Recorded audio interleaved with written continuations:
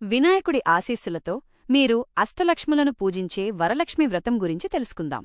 ఈ వ్రతం ధనలక్ష్మి, ధాన్యలక్ష్మి, గజలక్ష్మి, సంతానలక్ష్మి, విజయలక్ష్మి, విద్యాలక్ష్మి, ధైర్యలక్ష్మి, భాగ్యలక్ష్మి ఈ 8 రూపాలలో కొలువై ఉన్న లక్ష్మీదేవి అనుగ్రహం కోసం ఆచరిస్తారు. ఈ వ్రతం ఆచరించడం ద్వారా పతి దీర్ఘాయుష్కుడవుతాడని, కుటుంబం ఐశ్వర్యవంతం అవుతుందని ప్రతీతి. స్త్రీలు శ్రద్ధగా ఆచరించే ఈ వ్రతం శుభఫలితాలను అందిస్తుంది. శ్రావణమాసంలో శుక్రవారం రోజున వరలక్ష్మి వ్రతం చేస్తారు. ఈ వ్రతాన్ని ముఖ్యంగా సౌమ్యరూపం కలిగిన లక్ష్మీదేవిని పూజించేందుకు, కుటుంబానికి శుభసౌభాగ్యాలు కోరుకునేందుకు చేసుకుంటారు. ఈ వ్రతాన్ని చేస్తే అష్టలక్ష్ముల అనుగ్రహం లభిస్తుందని ప్రగాఢ విశ్వాసం.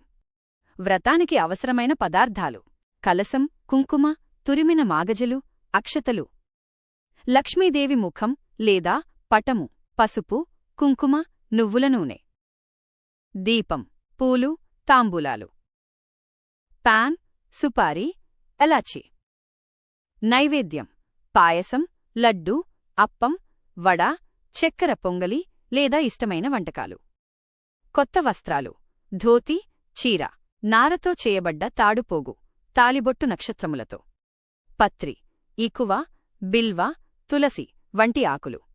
ఓం వరలక్ష్మీ వ్రత పూజా విధానం: గోమయంతో శుద్ధి. ఇంటి పరిసరాలను శుభ్రంగా చేసి గోమయంతో శుద్ధి చేయాలి. తులసి కట్టెను అలంకరించాలి. పూజాస్థలం సిద్ధం చేయండి. గట్టిమెడలో ఒక పీటమీద శుభ్రమైన వస్త్రం వేసి దానిపై రంగోలీ, ముగ్గు వేయాలి. కలసం స్థాపన: ముంకడిగా కప్పి, కొబ్బరి, మామిడి ఆకులతో కలసం నింపి దానిమీద లక్ష్మీ ముఖాన్ని స్థాపించాలి. కలసంలో తులసి ఆకులు, చిన్ని నాణేలు, చక్కెర వేసి మూతపెట్టాలి. లక్ష్మీదేవిని అలంకరించండి. వస్త్రాలు, అలంకరణలు, పూలమాలతో కలశాన్ని మేలుగా అలంకరించాలి. సంకల్పం చేయండి. ఓం శ్రీమహాలక్ష్మే నమః అని జపిస్తూ నామ, గోత్ర, తిథి, నక్షత్రం చెప్పి సంకల్పం చెయ్యాలి.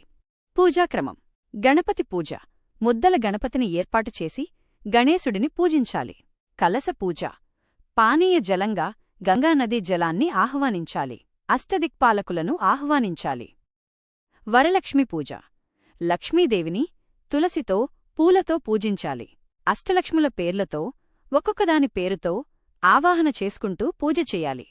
ధనలక్ష్మీ నమః, ధాన్యలక్ష్మీ నమః, ఆదిలక్ష్మీ నమః, గజలక్ష్మీ నమః, విద్యలక్ష్మీ నమః, ధైర్యలక్ష్మీ నమః, విజయలక్ష్మీ నమః, సంతానలక్ష్మీ నమః. నామార్చన: ఓం మహాలక్ష్మ్యై నమః తో 108 నామాలు చదవాలి లేదా లక్ష్మీ అష్టోత్తర శతనామావళి చేయాలి. నైవేద్యం: తయారు చేసిన నైవేద్యాలు సమర్పించాలి. పాయసం, అప్పాలు, వడలు వంటివి.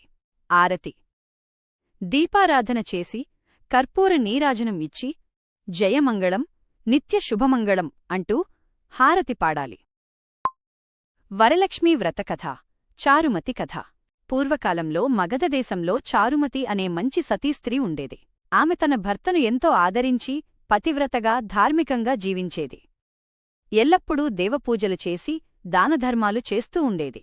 ఒకరోజు ఆమెకు లక్ష్మీదేవి కలలో ప్రత్యక్షమై ఇలా చెప్పింది: చారుమతి, నీవు ఎంతో భక్తితో జీవిస్తున్నావ్. శ్రావణమాసంలోని శుక్రవారాన నేను వరలక్ష్మిగా పూజించబడతాను. నీవు ఆ వ్రతాన్ని ఆచరిస్తే నీకూ నీ కుటుంబానికి సిరిసంపదలు లభిస్తాయి.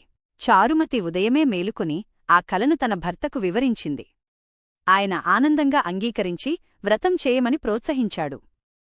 చారుమతి తన స్నేహితులతో కలిసి శ్రావణ శుక్రవారానికి శుభముహూర్తంలో వ్రతాన్ని ఆచరించింది. కొబ్బరికాయతో లక్ష్మీదేవిని అలంకరించి నామాలతాడుతో తలంబ్రాలు వేసి పసుపు కుంకుమలతో పూజ చేసింది. వ్రతం అనంతరం లక్ష్మీదేవి ఆమెకు ప్రత్యక్షమై ఇలా వరమిచ్చింది: చారుమతి, నీవు ఎంతో భక్తితో నా వ్రతాన్ని ఆచరించావు. నీకు సంతాన సంపద, ఐశ్వర్యం కలుగుతుంది.